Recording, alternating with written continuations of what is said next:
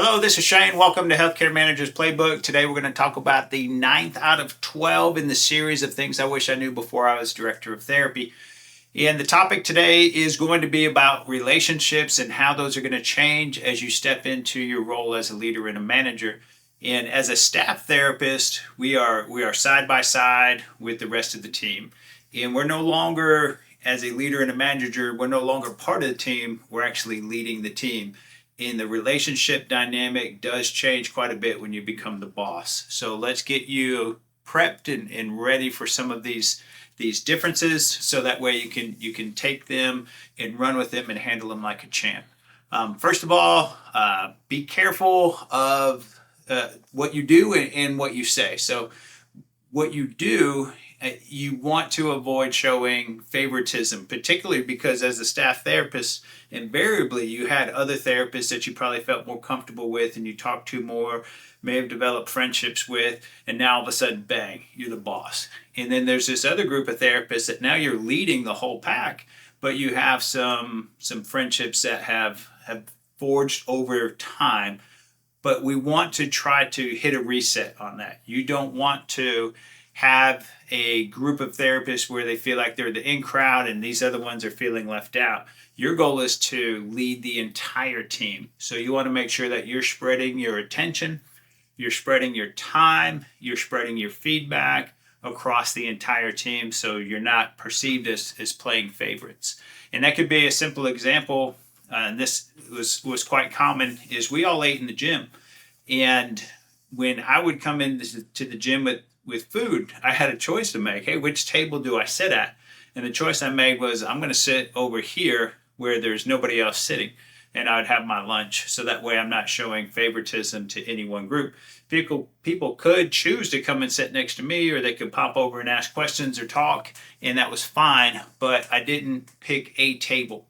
Another option to that could be you would pick different tables on different days, and just make sure that you're not always with that same group of therapists every day where they feel included, but there's another group over here that feels excluded. And it might not be intentional, it might not be purposeful, it might not even be reality, but if part of your team feels like it's that way, then it is actually that way. So be careful with where you spend your time. Also be careful with what you say. So as a relationship as a staff therapist, you have more leeway to say certain things, or to talk in ways without having to really guard or be quite as mindful about. We always want to be professional, don't misunderstand me. But in a leadership role, you need to be aware that you have a lot of different personalities on your team, a lot of different viewpoints, and your goal again is to lead the entire department. So one example, and this was when I was coaching another director during election year in politics, and we already know that even probably me mentioning this in this video has already stirred up some emotion in some of you. And we know just from the statistics that if I say something that's more liberal or more conservative, automatically I'm going to alienate at least half of the people that are listening.